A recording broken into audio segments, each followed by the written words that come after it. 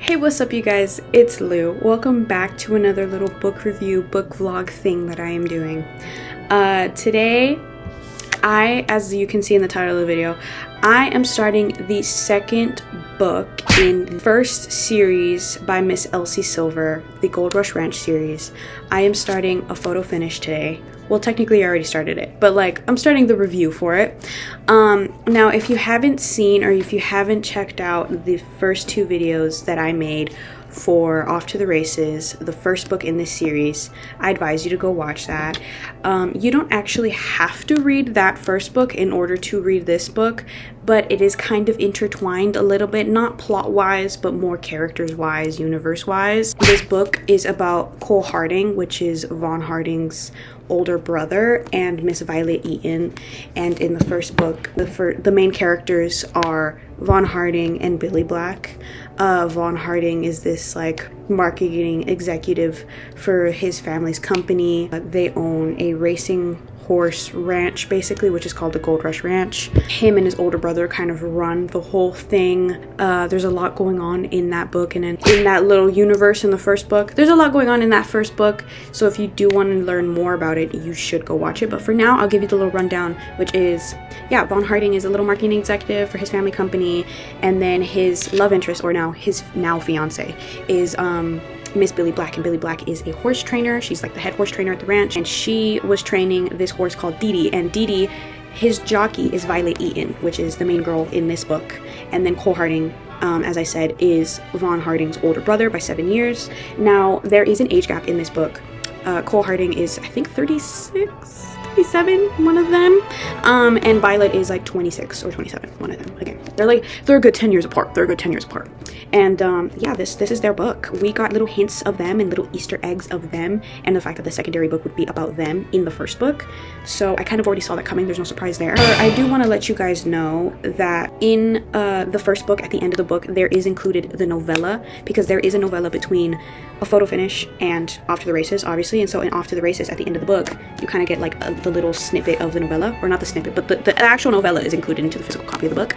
And I did read it. Now, I didn't do a book review or a little recording for it because I wanted to read that on my own. I had the need to record that and to make a video on that, because the other videos were already long, and I knew that these are probably also going to be long, so I didn't really want to. But basically, that novella, to kind of break down that novella, basically follows Dermont, which is Vaughn and Cole's grandfather, the one who kind of started this whole ranch and the business, and his wife, which is their grandmother, which I'm currently blinking on her name. Is her name Ava or Eva or something like that? I really don't know. I actually don't remember. I will probably look into it and put it up on the screen, because I really don't remember what her name was. But basically, the little novella follows them in their little love story, how they met, how they came together, how they be together, and stuff like that. I thought it was really cute. I actually really liked it. Now, if you saw the other video, you guys kind of saw what I do when it comes to starting a new book. Now, the colors that I chose this book are these. Now, I usually try to match these colors to the book cover. I match the colors to the book cover. The reason why I do that is because I think it's aesthetically pleasing. I think it's really cute, and if I don't match it to the book cover, then I match it to like the character's personality and their vibe, and like that character gives off a certain color, and I kind of just pick that. Now, the reason for the colors is every piece of dialogue, every piece of, hey, this character is talking, I kind of underline it with the given color. Now, I know these look very similar on camera, but I swear to God, they're different. This is an orange. It's a very bright orange. You can't really tell on camera, but it is a very bright orange. This is kind of like a muddy brown, muddy orange, like a mustardy kind of color. I don't really know how to explain the color, but this is for Violet, which is crazy because I really wanted to give Violet, a violet color, like a purple, but I then saw like the rest of the color schemes for the rest of the books, and there's another book that is, the cover is purple, so I was like, fuck, I can't give her purple, so I gave her orange, but it's okay. And then I gave Cole this like muddy brownish color, whatever. And then obviously this is for important people like parents, bosses, siblings, important side characters, things like that. I'll be using this to underline any dialogue for Vaughn or for Billy. And then this is just side characters. Don't really care. Okay. You guys know the colors for my markers. The little bookmark that I am using is a Hufflepuff bookmark. It's the magnetic ones. I chose it because it's yellow and because, well, color scheme. Now, to get into the book, obviously, as we know, Violet Eaton is the jockey for Dee. she is navigating that world in this book and trying to figure out how to become, you know, the best jockey. I mean, every athlete wants to be the best at their given sport and their thing.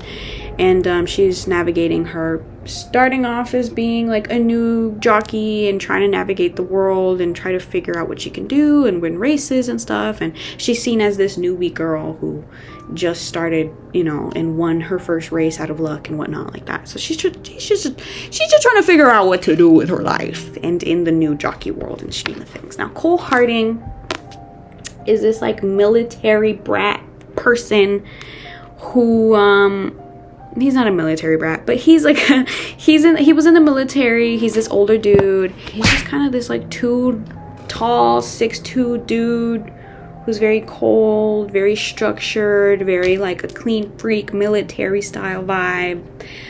He works, I don't know what he does. I think he works for his parents' company, as long as for his grandparents' company, which him and his brother actually share the company now. Basically, he'd be working, and he currently moved down to the Gold Rush Ranch because he used to live in the city and now he's living at the ranch. Okay, to start to give you guys kind of a rundown of what's going on. As you guys don't know, I actually read the first 6 chapters, not the first 3, because usually I come on here and I start giving you guys a review as soon as I read the first 3 chapters, but I decided, hold on, let me read the first 6. And so I started reading the first 6 chapters. Now, what's happened in these first 6 chapters is quite a lot of bit of things. We figured out a lot of interesting information. Now, if you remember, if you watched the last 2 videos that I did about Off to the Races, there was a lot of little Easter eggs about how Violet and Cole were kind of a thing or kind of had history. Now, we find out that they do have history, and it's a very interesting way that they do have history. Basically, they met on kind of like a dating app, sort of. Like, they anonymously started texting each other, and they have like these internet personas where Violet posted a picture of herself without showing her face, and it was like her body and shit, and she posted that picture, and then she obviously got a shit ton of messages because it's kind of like this, it's kind of like this like online app or online website. I don't really know what the hell was going on, but basically she posted a picture of herself. There was a lot of people that saw that picture, and she had this, she didn't put her name, she didn't show her face, she was an anonymous persona on the internet.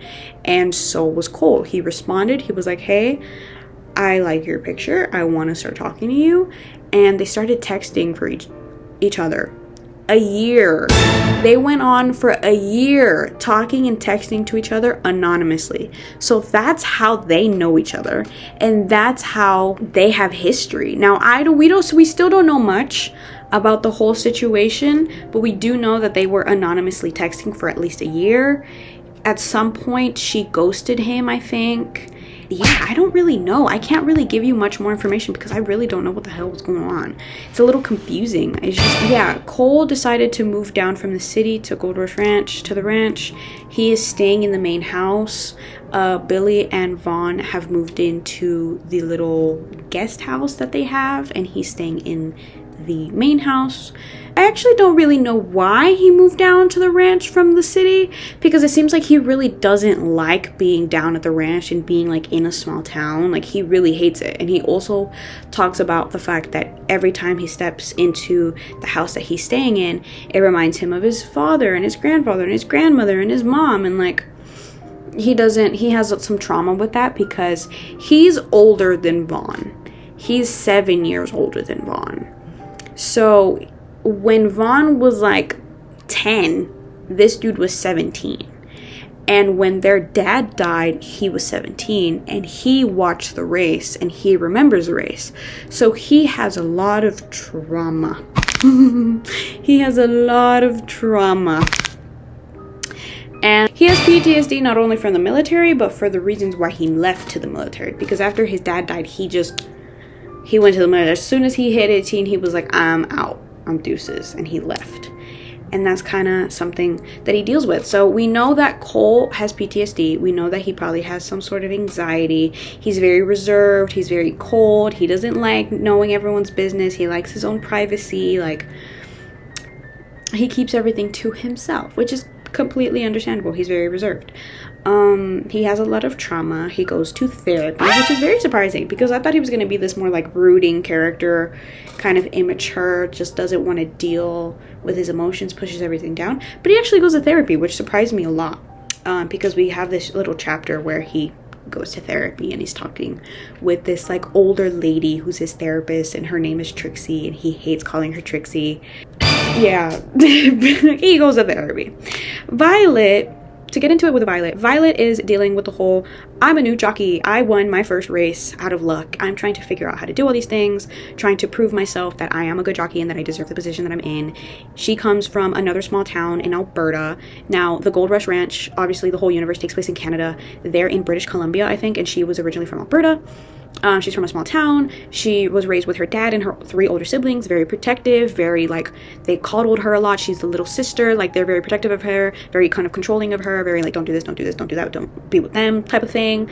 And she moved down to the Gold Rush Ranch a couple years ago, and one of the main reasons why she made the little profile and posted a picture of herself a little naked was because she wanted to break free of that little bubble that was kind of constricting her back in Alberta, and she moved away to be on her own and figure out things on her own, which is completely understandable. As a grown woman, you want to move out and you want to do these things on your own, and you don't want to be coddled by your older brother or your dad. And so that's kind of her mentality. She's trying to prove herself as a jockey and things like that.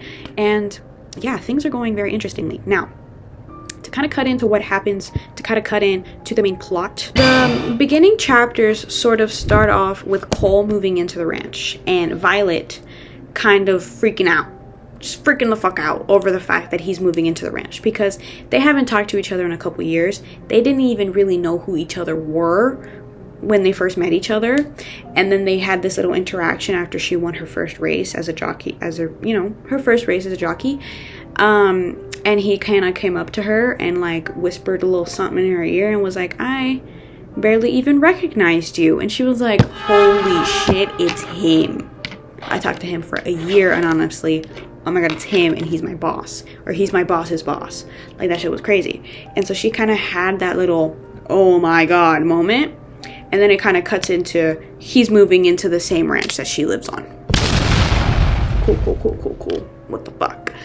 So she kind of freaks the fuck out, and she's like, I was supposed to be gone, like I was supposed to be going on training and stuff like that while he was moving in, but they had this little interaction where he moved in, and he was like, I want to keep things professionally. I know that we were talking to each other in like a very interesting manner for a year, but I want to keep things professionally. And he's like, and Violet was like, fuck you, dude, like why are you coming at me trying to talk about like, oh, being professional, and you whispered something into my ear, bringing up this whole history. Like, we could easily pretend like this never ever happened, but you brought it up first, talking about like, oh, we should keep things professional and stuff. And she was kind of just butthurt about that, or not butthurt, but she was more like, what the fuck, which is understandable, because why is he being controlling over something that she wasn't even going to try to pay attention to? But anyways, yeah, he moves in, she's freaking out. She has a new race coming up, and she's doing a lot of practicing for it. And when he moves in, she's like going off on practice and all that stuff. I need to mention this first. She lives on top of the stables, so she has to climb up some stairs, and there's this little apartment that is on top of the stables, and she lives there. Now, the main house is maybe like a mile or 2 miles down on the ranch, and then the guest house is also like 2 miles down from the ranch. It's a huge property. So Vaughn and Billy live in the guest house. Cole has moved into the big house, and then she lives on top of the stables in a little apartment. Okay, so cut to the race. As I mentioned, she has been practicing for the past couple weeks for the race that she has upcoming. Now, I don't really know much details on the race. I just know that it was a race. There was a couple of other jockeys that were racing against her, obviously. What happens during the race is a very interesting thing that kind of builds up the plot more. So basically, in the last book, we met this dude who was going to originally be the jockey for Dee Dee. As we know, Violet is now the jockey for Dee Dee, but before we determined Violet as the jockey, we determined this other dickhead dude as a jockey. Now, this dude's name is Patrick Castle. Now, he is kind of a pretentious rich douchebag who went against Billy's orders in the first race that he had with Dee Dee, and then became, you know, blacklisted as a jockey for the Gold Rush Ranch. So after that whole spiel and after that whole incident with Patrick Castle, I can't really get into it because it's kind of more of a bigger plot point in the other book. But let's just he's a douchebag. Dude's a douchebag. He pulled some shit while he was racing with Dee Dee, and we don't like him. We don't like Patrick Castle. We do not like him. When Violet is lining up, she's lining up and Patrick is like right next to her. Now he's racing for somebody else. He's this like famous new jockey, whatever the fuck. Well, he's not this new jockey, but he's like a promising jockey that everyone fucking loves and adores because he's so good at his job and whatnot. And he's going up against her and he's basically talking shit. He's talking shit and just like trying to get into her head and stuff. Now, I'm going to read to you what he says really quickly. He's next to her. The setting is they're about to start the race. He's like right here next to her. She's right here. They're looking forward onto the track. He looks over and he whispers, "Hey, new girl." In Violet's little internal monologue, she says, "I ignore Patrick Castle. He's one of the most sought-after jockeys in this area. He rode Dee Dee in one race last year, but he defied Billy's instructions on how to ride the race. And well, let's just say that didn't end well for him. Now he's on Gold Rush Ranch's blacklist. We all basically pretend he doesn't exist, and when he sees Billy coming, he promptly turns and walks the other way. Looks like that level of avoidance doesn't apply to the quiet little blonde, though. Dinner after this, and I might let you win. What do you say, princess?" I try not to shudder at the thought. Patrick is slimy and entitled and makes me feel like I have bugs stuck under my clothes. Based on Billy's retelling of their encounter, he's condescending and sexist to the boot. I want nothing to do with the man. I'm pretty sure princesses only kiss frogs in fairy tales, Patrick. I mutter. I'll pass. That's what Violet says to him.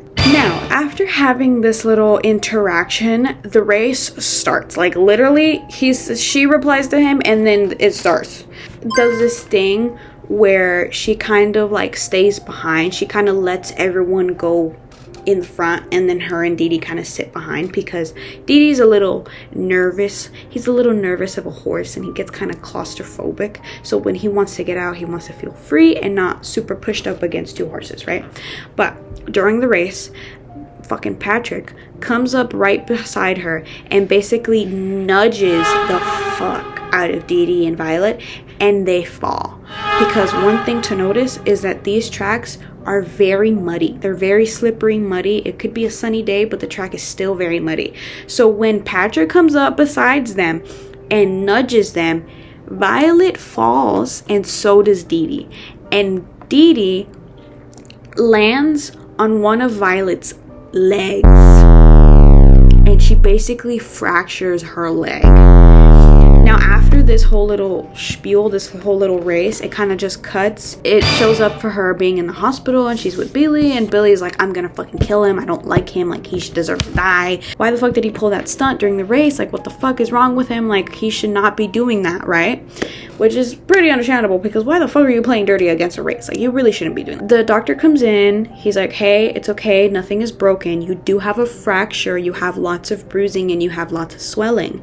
You're going to need to take it easy if you want to recover for a month." Now in Violet's head, she's like, "I broke my leg. I'm never going to recover. I am never going to get a horse anymore. I'm not going to be able to ride. Like I'm going to be fucked." Basically, she's kind of like freaking out over the whole thing. She's very much in pain. But then the doctor comes in and he's like, "No, actually there's nothing broken. It's just a fracture. You have lots of bruising and you have lots of swelling, but you're okay. As long as you take it easy, no riding, no going up and down stairs, you wear your crutches, you have a cast on, you'll be fine. You take some painkillers, you'll be fine. In a month, you'll be up and running again. As long as you take it easy and you don't do nothing crazy." And she's like, "Okay, whatever." Now, they get out of the hospital. And they, mind you, Violet is freaking out over Dee Dee too, because we forget that Dee Dee also fell. We need to make sure the race horse is good too. But we don't really get to know that until, I'm guessing, a later chapter, because we didn't actually get an update at all in these 6 chapters about what's happening with Dee Dee. But it cuts to Cole's chapter, and Cole gets a knock at his door. He's at the main house. It's Billy and Vaughn. He answers it. They're acting a little funny, a little weird. He notices that the back doors to the truck, that Vaughn's truck, is open. There's clearly someone in the back of the truck, and he's kind of like, "What the hell's going on? Why are you guys acting weird? what's going on? Billy basically gives him the breakdown of, hey, there was a race, he nudged her, they fell, she's okay, Dee Dee's okay, but her leg is fractured, she'll be in a cast for a month, and she can't go up and down stairs, and her apartment is obviously up and down the stairs. Now, they basically ask Cole, hey, can she move in for a month? Because the big house is obviously a bigger house. They have more room than the guest house or the apartment. The apartment has an upstairs, and the guest house, she could have easily stayed with Billy and Vaughn in the guest house, but the guest house doesn't have a guest room or a bathroom in the downstairs area. So they basically resorted to dropping her off with Cole and having her stay with Cole so she doesn't have to go up and down the stairs, because obviously she's in a cast and she can't be doing that. Now, mind you, Violet is in the back of the truck, high as a kite, because this girl is like petite, very small, very short, very tiny, and she is high as a kite off 2 painkillers when really they should be only giving her 1 because she's so small. And Cole is still trying to figure out what the hell to do, because he doesn't want to be stuck. He already is a very reserved and private person. He doesn't want to live with someone, especially Violet, for a month. And so Billy's over here like pleading with him and being like, please, can we just let her be here? Like, she's literally in a cast. She has to have rest. Like, we can't have her anywhere else. She can't be going up and down the stairs. Like, come on. She needs to stay here. And Cole's like, fine, whatever. And he also has this little moment before saying fine, whatever. He has this little moment where he's like, who the fuck hurt Violet? Why the fuck did Patrick Castle, whatever his name is, why the fuck did scumbag of a Patrick nudge Dee Dee and da-da-da? And he was kind of pissed off and he was kind of worried, and he had this little PTSD moment of, hey, I saw my dad die in a race. I saw him fall off a horse and never stand up. And so he kind of got that little flashback when Billy told him, hey, Violet fell and Violet has a broken leg. But before he can even give them an answer on, hey, she can stay or she can't stay, we hear Violet hysterically laughing. Like, high as a kite. Genuinely, just hysterically laughing in the back of the truck. And he goes at the back of the truck, he sees her laughing, he goes and picks her up, and he's basically like, okay, fine, she can stay and I'll take care of her or whatever. And so he puts her in a guest room, and it's so funny because this whole thing of, oh, I don't want to see her, oh, she ghosted me, oh, we have history, but he's still very much like, he's not necessarily in love with her, but he's very much infatuated with her. Like, he still finds her incredibly attractive. They still find each other incredibly attractive. And even though he's kind of in this little weird brooding situation with her, he still cares and he still wants to have her here. And he's kind of being a dick, but he's also still, you know, very much infatuated with her. So the whole point is Cole and Violet are now under the same roof, living under the same roof for at least a month. They have a close proximity little trope going on. The first 6 chapters were very informative about how Violet is as a person, her internal monologues, how they met each other, Cole's internal monologues, how he is as a person, all of this chit chat and stuff. And outside of kind of setting up the plot points, there's not much else for me to say. There's really not much else for me to update you guys on. I really don't know what to expect with the rest of the book, but I do hope it's a lot better than Off to the Races, because I didn't really love Off to the Races. So we'll see what happens here. We'll see what happens with this book. We'll see if I fall in love with this book. But so far, I do kind of like Cole as dickish and idiotic he is sometimes. Well, in the first 6 chapters, I still kind of like him, and I do really like Violet. She's cool. I think she's great. And yeah, that was my update. Okay, I'll update you guys later. Toodles. Hey, what's up, you guys? It's Lou. Welcome back. I have a bit of an update today. So technically the last time I updated you guys, it was Monday. Today is Wednesday. I updated you guys last time when I had read 6 chapters, which means that I had stopped at chapter 7, and now I have stopped at chapter 11, which means that I read 4 chapters. Yay. Okay. Last time I updated you guys, I had read 6 chapters, and now I've read 4 more, and I stopped at chapter 11. Now, a couple of updates and a couple of things that I need to mention is, The last time I updated you guys, I told you that there was a novella, and the novella is about Darmint. Huh, I don't know how to say his name, but the grandfather of Colin von Harding, and his grandmother. And that kind of, to get into that a little bit more, not really, I don't really have to get into it more. I just want to mention that I remember her name, and her name is Ada. So it's Dermot and Ada. Her and her family basically owned the ranch, the Gold Rush Ranch. And before it was like a racing company, it was just a ranch. Like, it was just a ranch where they had horses and stuff. And she was the one that had the dream of racing horses and like having racing horses and having that kind of company. And Dermot just kind of helped her do that. And Dermot had a ranch that was like up in some mountains or something, a ranch near mountains. And that ranch had gold. So he also started a gold mining company. And he had known Ada's parents and his family for a really long time because he was like a hand at the ranch and he would help out. And he had known the family and Ada for like a really long time before they even got together. And before he, you know, got together, they got married, they took over the ranch, they made it into a racing company, and then he also had a gold digging company.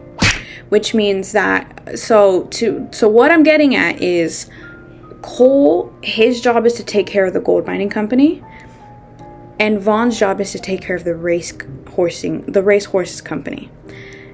And last time I updated you guys, I'd mentioned that I didn't really know what Cole did, but that's what he does. He's kind of like the manager. He's the manager for the coal mining, or not coal mining, but gold mining company. And yeah, that's what I had remembered. And I also remembered that their grandmother's name is Ada, and she passed away, and then their father passed away. Now, what has happened in the past 4 chapters since I kind of updated you guys is, as we know, Violet, she fucked up her leg. She can't walk. She is living with Cole, and Cole is kind of aggravated about that because he likes his privacy and stuff, and she's kind of messy, and we know that she's very, very stubborn, and she doesn't like feeling coddled, which means that she doesn't like a lot of people helping her and like feeling like a little girl that can't do anything by herself. Like, she's very independent, and she is like hobbling. She's supposed to be using crutches, but I guess she's not using crutches because she's just been hobbling everywhere and like having to get picked up and out of his truck because they go, I think at some point went to go get groceries, and he had to go pick her up, and then or not pick her up, but like he had to go to the other side of the truck and get her out and pick her up and then put her down. And basically that lady is not using her crutches. Her feelings are very she's not quite emotional, but she is a little emotional because she hates not being able to walk correctly, not being able to ride her horses and stuff like that.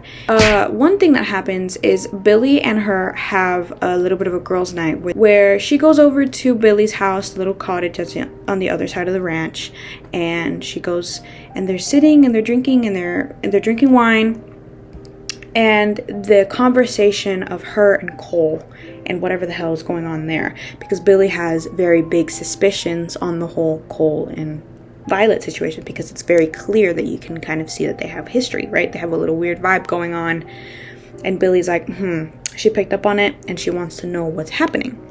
And so Billy basically confronting her and asking her and is like, hey, what happened here? What's going on here? Now she kind of, Violet being drunk, doesn't want to kind of talk about her own emotions, because Billy's also asking like, oh, how are you doing? Are you okay? How do you feel? And Violet doesn't really want to talk about that kind of stuff because she's kind of closing herself off a little bit.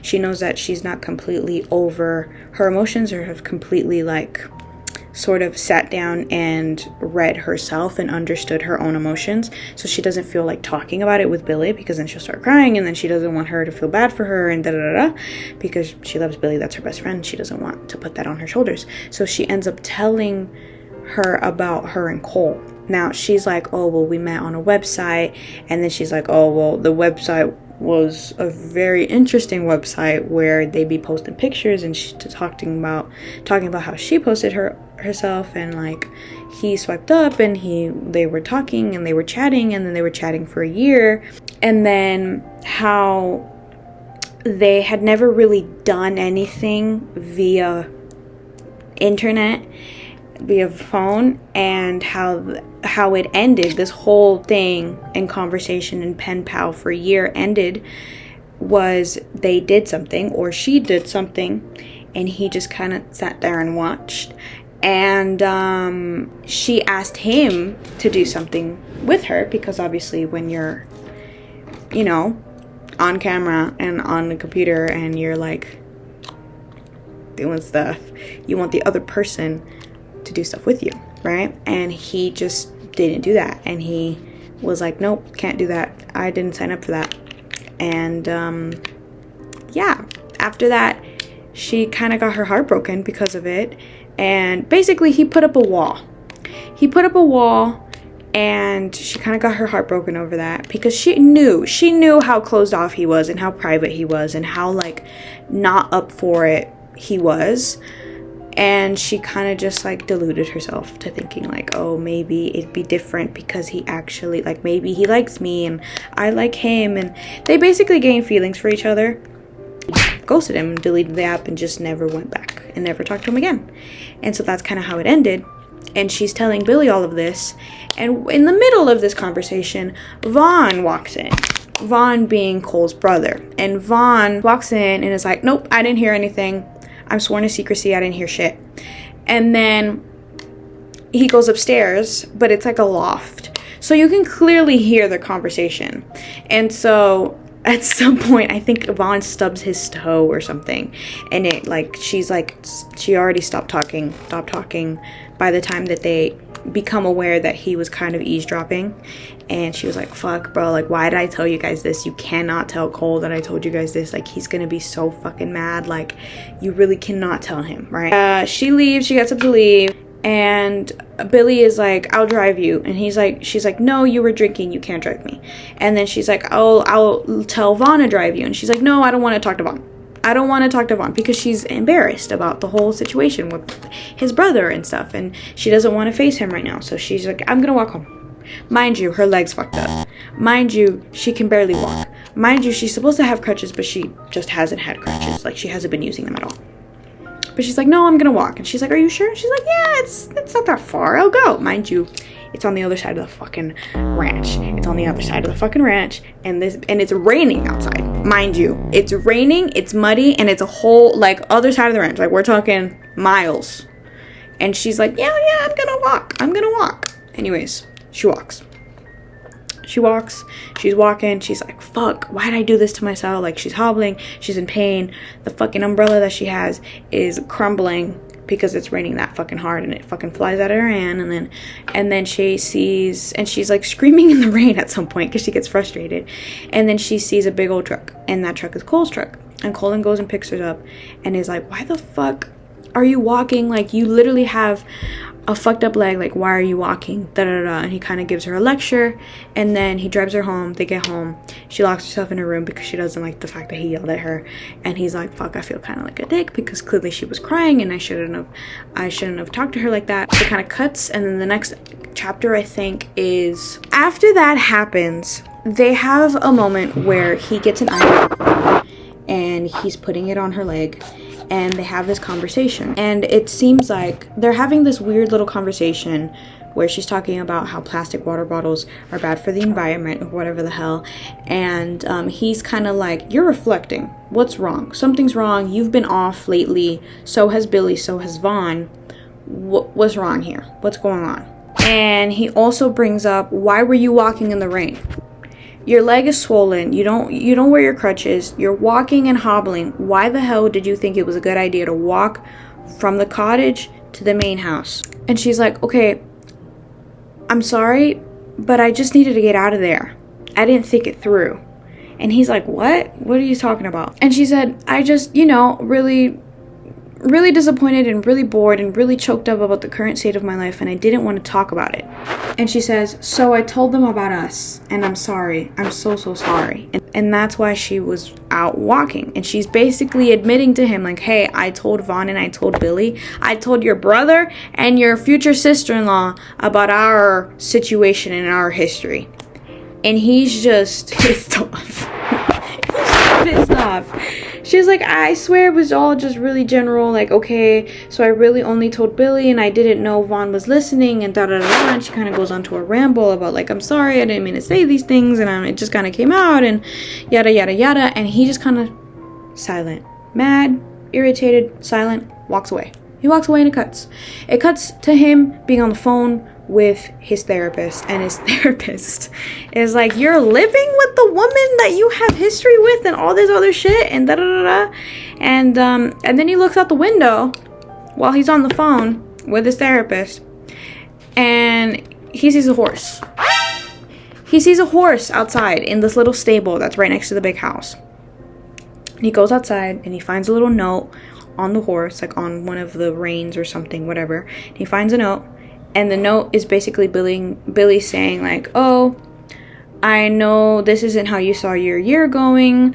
I know the setbacks are frustrating. I know you're sad, and I know you're frustrated, and yada yada yada. And I want to give you this horse so that you can find something to do. You know, you can groom the horse, you can pet the horse, you can start off being nice and building a friendship and building a relationship with this horse, because we could use her as a racehorse and da da da da. And basically, Billy gave her this horse named Pipsqueak, or Pippi, whatever you want to call her. Basically, Billy gave her a horse, and he's like, what the fuck, I'm not gonna live with a horse. He storms into the house. He says, Violet, get the fuck up. Why is there a horse in my stable? He doesn't say that, but he's thinking that. And he goes up to Violet. She's like, what's wrong? What's happening? And he shows her the letter. She's reading the letter, and she immediately starts crying. And you can see all the emotion written all over her face, and he's just kind of like, fuck, I really shouldn't be mad at her. Why am I mad at her for having a horse? Like, it's not like I'm gonna be taking care of it. And so he kind of just drops that emotion and that feeling of frustration, because he sees her with emotion of, she's happy that she has a horse to take care of, and that Billy gave her that horse, and it was a very thoughtful gift, and it was a very nice thing to do. And then, yeah, he kind of drops the tone. He drops his tone with her, and he's like, I'm not taking care of this horse, you better take care of this horse. And then it kind of cuts off there. And it cuts to, I think, a chapter in her point of view, and she's basically taking care of the horse and spending the day with her and grooming her and brushing out all the dust and stuff and, like, cleaning her, making sure she's good, and she feels a little better about herself that day. And then that's just kind of where it cuts. And those were kind of a little rundown of all the important things that happened in the last 4 chapters that I had mentioned. Yeah, something about this book that I'm really liking right now is the fact that in the beginning of every chapter, they show us the conversations that Violet and Cole had in the past. And I am really liking the fact that Cole seems to be very down bad for her. Even though he doesn't want to admit it, and even though he says it causes him frustration and stress, he's quite down bad for her. And I think she really likes him too. She's just a little mad. It's this weird, like, awkward tension. Like, we have history, and we still kind of like each other, but we also hurt each other, and we just don't really want to talk about it. And so they're just kind of beating around the bush right now. But I'm actually liking this book and enjoying this book. In the first 10 to 11 chapters that I've read so far, I'm actually enjoying this book a lot more than I enjoyed Off to the Races. So I'm liking this one a little more. Well, at the beginning right now. I don't know what else. I don't really know what to expect in the rest of the book. I really don't know what more of a plot there's going to be or what else is going to happen. And I will update you guys again when I have more things to update you guys on. So, okay, bye. I'll see you in a second. Hey, what's up, you guys? It's Lou. I am back with an update. I'm pretty sure the last time that I updated you guys, I had left off on chapter 11, because I'm on chapter 16 now. Since the last time I updated you guys, I have read 6 chapters. I went from chapter 11 to chapter 16. Wait, chapter 16? I stopped at chapter 16, yeah? I think the last time I updated you guys, I was on chapter 16. I stopped at chapter 17, my bad. I read chapter 16. So from chapter 11 to chapter 17. The last time I updated you guys, I was talking about how they went out to go get a drink, but I don't think I specified what happened when they went out. So I think I told you guys about Pippi. I know I told you guys about Pippi. Pipsqueak is the new horse that Miss Violet Eaton got, and Billy gifted it to her because Billy could tell that she needed more of a sense of direction while she's, having to stay home, not being able to ride because she has a messed up leg. Yeah, she got Pippi. That day, Hank had come and went to go check on her and basically excused himself for not going and checking up on her before that. And he brought her some flowers and she put them in a vase on the counter, and it was a really cute little scene. Hank is definitely like the dad of the ranch. He's very much the caregiving, like, let me go check up on these kids kind of dude. And after that, I think, yeah, she had spent a whole day just cleaning, grooming, brushing, washing Pippi, and kind of spending time with her. And then she went up to Cole and invited him out for a drink. He was like, do you want to get a drink? Because I guess they had been a little, they'd been a little anxious, maybe a little awkward between them. They were a little off, especially because she told Billy, and essentially she told Vaughn about their history, and she could tell that he was a little aggravated because of that, because he loves his privacy and stuff. So she was like, let me invite him to a pub, the local pub that's in Ruby Creek. They drove to the bar. They're sitting down. She ordered a Guinness, he ordered a water. She's like, why aren't you gonna drink? He's like, you know how many calories a beer has, da da da. He's like, Violet was like, you work out like 3 times a day, I think you'll be fine with 1 beer. He eventually orders another Guinness, and Violet kind of picks up this whole thing. I'm pretty sure in the book is in his point of view, but Violet picks it up first. She picks up that the waitress is a little interested in Cole. She keeps going up to him, taking his order, kind of brushing him on the shoulder, brushing him on the arm, things like that, and just calling him like the little, like, oh sweetheart, and oh baby boy, it's okay, I'll get you this and that, and da da da da, and just being like really nice and basically flirty. And Violet's like, how have you not noticed that the waitress is into you? Because he seems like because we're in his point of view, and I saw it as soon as the waitress kind of came in, but it wasn't until Violet like really pointed out that I was like, wait, how has he not noticed this? And yeah, he just didn't notice it. And she was like, well, what happened there? And he's like, well, I haven't had a girl into me in a really long time. I'm probably too old for her. And Violet's, well, like, you're 10 years older than me. You never thought, oh, maybe you're too old for me. And they kind of had this little conversation, and then it ended because they switched it to a different conversation about like, oh, how was your day, da da da. But in this moment, we kind of figure something out. He, in Cole's point of view, he doesn't tell Violet about this, but we kind of figure it out. He was engaged to a girl named Hillary. And I know what you're thinking. What do you mean he was engaged? This man is like 37 years old, and he was dating this girl named Hillary since he was young. And his family and her family kind of knew each other, and they were kind of in the same world, I guess. And they were dating for a really long time, but then his dad died, and he was like, let me roll into the military. And before he enrolled into the military, because he thought, oh, well, this is the next step after let me get engaged, let me go to the military, yada, yada, yada. He was like, this is the next step, this is probably what's expected of me. Let me just, get engaged. And so he got engaged, and then he enrolled in the military, and then he had multiple tours. Basically, every time he would come back, he would spend time with her and be with her, but he kept putting off the wedding. And he never really liked her. From my understanding, the way he kind of explained it was just expected of him to be with her, or kind of expected of him to get engaged with her. I'm pretty sure at some point he did love her, but he kind of just lost it. Like, he was going through so much shit and like PTSD and all these things. When he would come back from the military, they would never really talk about things, and they would never really did things, and they were just kind of, I don't know, their relationship seemed weird to me when he was explaining it to me. It was just like, you're stuck because you're stuck, or you're there because you're there, because it's expected, because it's just the thing that you're supposed to do, right? Yeah, he was engaged to the girl named Hillary, and they weren't a big thing, but they were a thing to the point where they were engaged. And he hasn't told Violet yet, or at least not in these first couple chapters that I'm talking to you guys about. But it did end. It ended after he had, for sure came back from the military. Like, as soon as he was like, okay, never mind, I'm never gonna do this again, he came back for real. Like, he retired from the military, basically. He was like, no, I think we're ending this, type of thing. he kind of had that moment of, well, not since Hillary, because Violet was talking about how the waitress was into him, and he was like internally, well, like, I haven't been hit on a girl. I haven't been with a girl in a really long time, not since Hillary. Okay, anyways. After that little interaction about the waitress, I think it switches to Violet's point of view, or they're basically just talking. They're talking about a lot of things. They're talking about their families. They're talking about stuff. Violet mentions that her brother was a vet as well. He's a veteran as well, and he also had PTSD. So the way that Cole kind of acts because of his PTSD, she's a little used to, because one of her brothers was a veteran.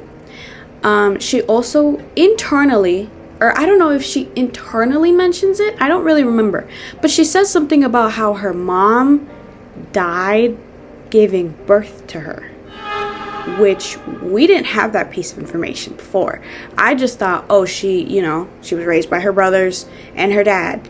I never really thought of her mom, but it makes sense. It makes sense that that's what happened, especially because they're so overbearing and overprotective. They probably see their mom and in her, because she's the only girl, and like that's probably why they're super protective. That's really interesting, because in my brain, for some reason, I just thought, oh, maybe the mom's dead, but she's just, or she could also just not be in the picture, or I don't know. I didn't really think about that until she kind of told us. But yeah, after the pub, it's raining outside, and they sort of go and they have a long car ride home, and they kind of have this weird little awkward kind of car ride home. They had a meal, so no drinking and driving, kids, please and thank yous. They had a meal at the pub after they had their drink, and then they got in a car ride, and then they started driving home. And whilst in the car ride, they're having this little weird kind of awkward moment where they realize that they had just had a amazing conversation in a very public place, and all of a sudden they're quite alone. And yeah, just a little awkward in the truck. And Cole kind of breaks the silence with, I saw the flowers you got. They're really pretty. And it was kind of in like a jealousy kind of, who got you them flowers kind of tone. And Violet was like, oh, I know, Hank's a sweetheart. They're so pretty, aren't they? And he was like, Hank got you those flowers. And she was like, yeah, he got me those flowers. And then it just kind of is like awkward silence of, oh, okay. I'm being like, Cole's internal monologue was like, I'm being such a dickhead. Like, why did I have to ask? Like, it was bothering me, and that's why I asked. But like, why did I have to? You know what I mean? And so, yeah, after that little car ride, they get home. It's raining, pouring down rain. He's getting out of the truck after getting home from the pub. He sees Pipsqueak, it just sitting in the little stable right by the house, sitting in the rain. He walks over to the passenger side. He opens the door, and Violet just kind of looks at him and stares at him and says, "Thank you again for tonight. I know you don't like me, but I still had a good time with you." Cole's like, what do you mean you think I don't like you? And she says, because I ghosted you, because I'm in your house, your life. I'm not stupid. I know I'm invading your space. I know you like your privacy. I'm an inconvenience. I can tell you don't like me. And you know, really, that's my issue. It's not my problem if people don't like me. Not really. But it bugs me, you know? And Cole's just sitting there staring at her like, what are you talking about? Because this man is so down bad for her. Like, as the chapters progress, this man is so down bad for her. He just has issues and doesn't want to accept the fact that he likes her and that he could be with her if he just tried. But anyways, it skips over to chapter 12, and it's in Violet's point of view, because that little rundown was chapter 11. They have a little moment, but they don't actually do anything. They just have this weird little moment where they're just looking at each other intently. Cole never really answers to what she said. She's kind of looking at her. And she's like, don't worry about it. Billy has talked to me about this too. Not everyone's going to like me, and that's fine.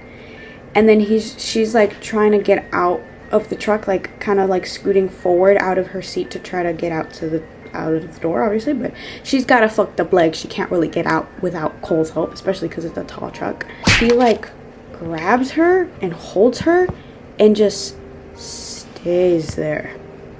It looks at her and says, "You are not an inconvenience. Anyone who doesn't like you is an idiot. Do you understand me?" And Violet's just like, yeah, okay. And they're just like looking at each other face to face, just like, are they gonna kiss? Are they not gonna kiss? Are they gonna kiss? But then you hear Pipsqueak whine, and she's like, hey, it's raining. This is what I imagine Pipsqueak is basically saying. Hey, it's raining and I'm cold, and like, what, I don't know what y'all got going on right there, but it's sitting in the rain kind of thing. Cole backs up and says, I'm sorry. And then Violet pipes up and says, can I take your truck for a minute? And Cole's like, what for? She says, I need to run up to the barn and get a rain sheet. Get her a rain sheet. Get Pipsqueak a rain sheet. She's getting soaked. She has no blanket. And she doesn't even have a shelter in there. And he says, horses have survived for years without waterproof coats. She says, can you just throw me a fucking bone and not tell me what to do? And he takes out his keys and says, drive carefully, please. And she went to go get a blanket. And then it cuts. And she went to go get a blanket for Pipsqueak. She came back and she had a little moment to herself in the barn and was just like, let me not think about this. Let me not think about what just happened. You know, I don't know what's happening, but let me just, it cuts and it's her waking up to, and I'm like, huh? What are we doing? What's happening? Why is there banging? She goes to the front door. She opens it. It's Billy. Billy's coming in. She's got her eyes closed, looking down like this. She's like, hey, let me in. Let me in. I can't be looking at my fiance's brother building something outside shirtless. And she's like, what do you mean building something outside shirtless? And then they're having a little conversation, yada, yada, yada. I can't be looking at him like that. I'm with Vaughn, like, yada, yada, yada. Basically, they're talking about how Cole's very hot or whatever the fuck. And then Myra knocks on the door. She comes in.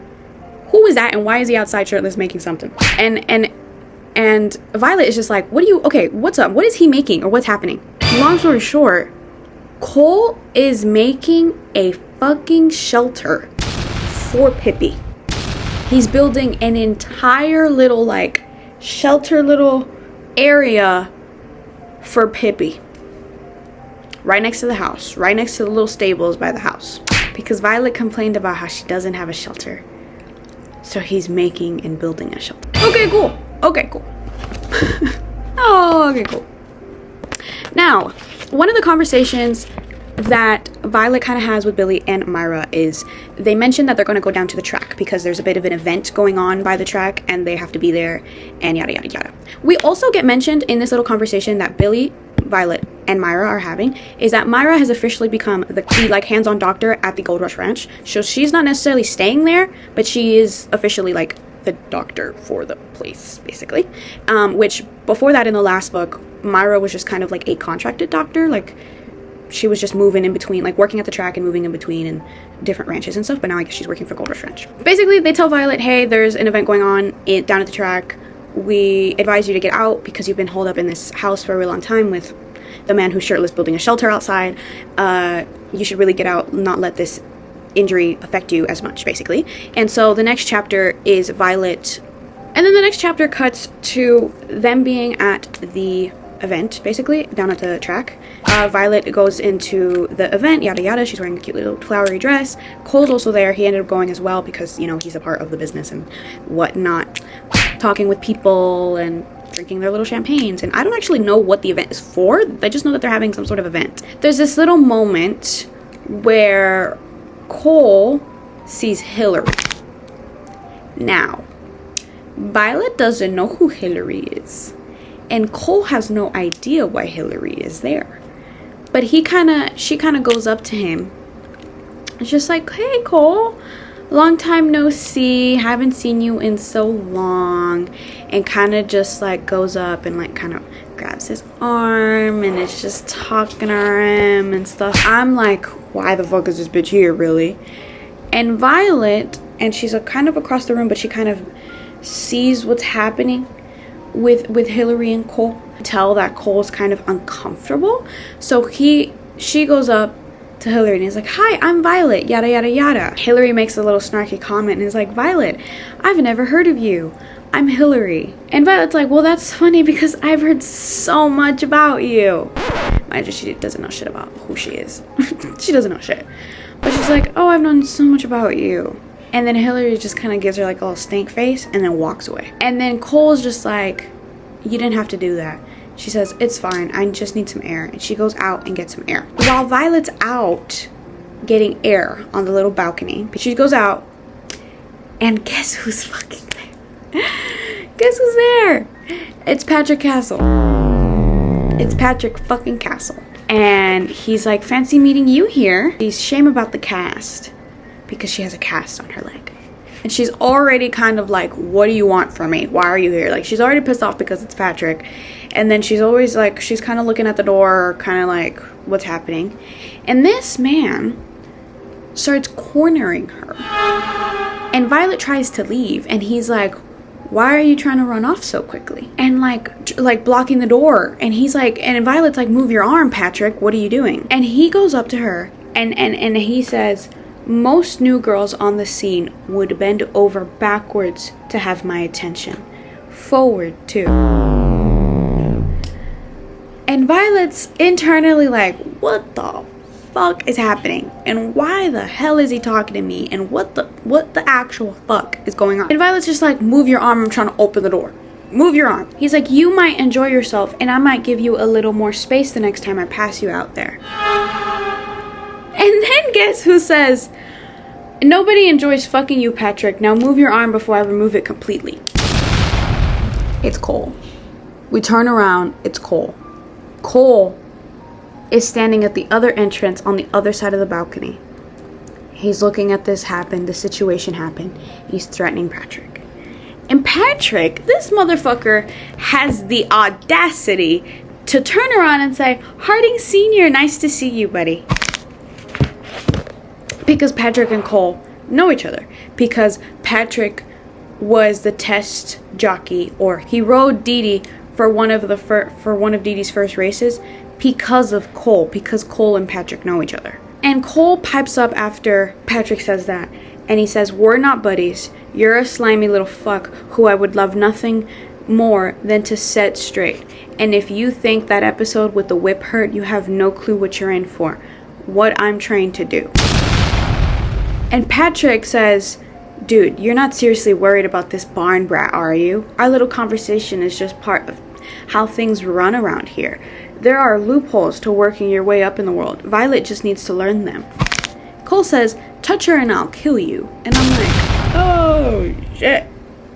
And Violet also goes up to him and knees him. She knees him right in between the legs. And then she walks away. And Cole says, serves him right. And then he goes up to her and says, are you okay? They're leaving. They open the door, they leave. And Cole is kind of like, are you okay? Let me help you. And she says, I'm good. And then they leave. And then they part ways. And then it cuts to chapter 14. I don't remember if there was much going on in chapter 14. What we do notice in chapter 14 is that Cole is starting to like Pippi. Pippi is very adjacent to Cole. She goes up to him. She kind of like nuzzes him, brush ups to him and stuff like that, and Cole's starting to like the horse, which is interesting because when we first got Pippi, he was very adamant about how he was never going to be involved with the horse because he's got trauma with horses and he doesn't like horses and yada yada yada. But then he's over here being super kind and friendly with Pippi, so it's like, what? Are you sure you don't like horses? Kind of thing. Oh, in chapter 14, Cole and Violet have a little conversation where Cole kind of goes up to her and checks up on her, make sure she's okay after the whole Patrick situation. And Violet kind of shows like, hey, she kind of says some things that kind of shows her insecurities. And she said, yeah, just needed some time, some space. I don't know if you noticed, but I don't really belong up in the skybox. And he says, why not? And she says, you saw me in there. I'm a different breed, Cole. I'm not a Hillary and I don't want to be. And he says, thank fuck for that. And then he says, hey, I was engaged to Hillary. And he gives her the whole spiel. And Violet is like, what do you mean you're engaged to Hillary? And he tells her everything. Yeah, they basically have a conversation. And they're having a cute little moment where they're kind of opening up with each other and kind of talking with each other, kind of flirting and just kind of spending time with each other. And it's kind of really cute. And it kind of ends with Violet saying sorry again for how she told Violet and Vaughn because, you know, privacy and stuff, because they had a little conversation where they were talking about how he has never really told anyone about talking with her on the little app that they had or the website that they were doing and like their history and stuff. And she was like, I'm so sorry, that was like probably one of the biggest betrayals for you, for me telling Billy and Vaughn and da-da-da-da. I'm sorry I did that, but you need to understand that I will never tell anyone. That will forever be between us and apparently Billy and Vaughn. And he says, I'm not angry with you, I'm angry with myself. And she says, why? He says, I don't even know where to start with that question. It feels like I've been furious for a very long time at nothing in particular, and definitely not with you. She says, why are you angry with yourself? And he says, because I scared away the only real friend I've had in, well, maybe forever. And she says, who is that? And he kind of just looks at her. And she's like, wait, me? He says, listen, I'm sorry. And she says, you're sorry? And he says, are you trying to rub this in? She says, no, you considered me your friend? And he looks at her and he says, I still do. And then he kisses her on the cheek. He kisses her on the cheek. And then it cuts to him having a nightmare in his bedroom, because his bedroom is upstairs in the big house and her bedroom is downstairs because obviously fucked up leg. She comes up and checks on him because she heard him yell. And she comes up and checks on him and he's like, hey, are you okay? Well, she first comes in, like she asks, hey, can I come in? He says, yeah. Or like, why do you want to come in? Oh, well, I heard you shout. He says, okay, come in. And he's sorry, I didn't mean to wake you up. And she said, it's okay, you're all right. And he's like, probably not. And then she was like, do you want me to stay with you? And he said, yes. And so they sleep in the same bed. Nothing crazy happens. They don't wake up cuddling or anything like that. But it was just a cute moment because she heard him shout. He had a nightmare. And they haven't kissed. And they haven't really done anything, actually. They've done things. They've had history. But nothing crazy. Like, and so the fact that she's just so comfortable with him that she can go up and lay next to him and sleep next to him, it's such an interesting thing. Now, it cuts. And she basically he wakes up and she's not there. And then they have a bit of a conversation. The next couple chapters, there's not much going on. Except for the fact it's been like a week. It's been like a week. There's like a little bit of a time jump, and there's been a week, and they've kind of been hanging out with each other a lot. They kind of became friends a little more. He started cooking her dinner for like a week. They started working out every day, him training her, things like that, because she had mentioned earlier that she hadn't been working out as much and she needs more strength and stuff like that. And he was like, well, I can help you. I can teach you how to work out without having to necessarily use your legs. But they're very much attracted to each other. Like they're over here having fantasies about each other. Like they're very much into each other. They're very much down bad for one another. And it cuts to one of their little workouts, and it kind of ends with him massaging her because she's sore, and they have a weird little moment where they almost kiss and they almost do something, but they never actually do anything. He kind of backs away before anything truly happened, and he was like, I'm sorry, I haven't done any of this, we need to stop. He's like, I don't do this. She says, do what? He's like, physical contact, relationships, any of it. And she says, like, at all? Like, ever? He says, no, not for a long time, years. Not since Hillary. And he says, I'm sorry, and he walks away. And she's just kind of dumbfounded. She's like, what do you mean you haven't done anything for years? After that little moment that they had, where he kind of drops the bomb of, hey, I haven't done anything since Hillary, or at least not physically. Done some things virtually, but not physically. She goes and gets her cast off. She gets her cast off. She's cleared by the doctor. The first thing she does after getting her cast off is rides Pippi. She goes and checks on Dee Dee, and she goes and rides Pippi for the first time ever because she's like a 2-year-old horse, and you have to break in a horse or whatever the fuck, and basically get comfortable with the horse. But Pippi is like a very nice, carefree kind of horse. She doesn't spook easily. So Violet kind of takes the opportunity of, let me try riding her for the first time. Cole comes up, and they have this little weird argument moment where he comes up, he's like, you have your cast off, that's new. And she's like, yeah, I just got it off this morning. And he was like, the first thing that you did after getting your cast off was ride a horse that you've never rode before. Isn't that really dangerous? And he's like, why are you trying to depict my life? Why are you trying to tell me what to do or what not to do? So they have this like weird little tension filled moment where she feels like he's kind of telling her what to do and kind of being like one of her older protective brothers. And he, in his head, he knows he kind of fucked up because he was being a little bit of a dickhead while he was like telling her, hey, maybe this isn't the smartest decision. He definitely could have put it nicely or nicer. And he knows that he kind of messed up. But he just, in his head, was trying to protect her and was just worried about her because he didn't want her to get injured again or fall off again. But after that, she moves out. She gets all of her stuff and she moves out and back into her apartment on top of the stables. And Cole comes home after work or something. And he looks around. He's like, where the fuck is all her shit? He goes into the guest bedroom and he's like, where is she? What the hell's going on? Because Violet didn't tell him, hey, I'm gonna move out. She didn't tell him, hey, I'm moving out. And Cole's kind of mad, and he goes up and he knocks on the door. He goes up to her apartment, he knocks on the door, and she's like, what are you doing here? What do you want? And he says, you moved. And she said, yep, my leg is better. So he said, you didn't tell me. She said, I didn't know I needed your permission. He's like, you don't. I was worried. I didn't know how you left or where you were. I was worried, and you left your horse behind because she left Pippi there. And Cole kind of had this moment where he has PTSD and he is used to a lot of people leaving him. And so he felt a little betrayed by the fact that she just moved and didn't tell him or anything like that. Yeah, Violet apologizes to say, okay, that's fair. I'm sorry that I didn't tell you that I was moving out. Friends don't do that to each other. And he's like, in his head, it's like, what do you mean friends? She says, want to go on a hike with me tomorrow? He says, a hike? And Violet says, yeah. I'm ticking things off of my bucket list. Time to take life by the horns again. Sasquatch Mountain is one of them. He says, yeah, I'll go on a hike with you, I guess. I know that mountain I've been. And yeah, it kind of just cuts off there. That was kind of the end of chapter 16. Those were my 6 chapters. There was a lot going on, a lot of information that we got told that we didn't know before. I'm excited to see where this book goes. I am definitely enjoying this a lot more than I enjoyed After the Races. I definitely like this one better. Well, at least for right now, I feel like I like the story better. I like the characters a little more. Just a little more like, oh, okay. I like this book. I like what's happening right here. This is my update. I stopped on chapter 17. I'm about halfway through the book now. I only have about this much left to read. For the past couple reading vlogs that I've done, I've always done kind of 2 parts for each book because I be yapping a lot. So this might be the end for the first video. So thank you guys for watching. If you guys made it all the way to the end, please like and subscribe. It is very much appreciated. I'll work on posting this video first and then posting the second video for a photo finish by Elsie Silver. So yeah, thank you so much for watching. I will see you, well, you guys will see me next week. I will probably see you tomorrow. So yeah, okay.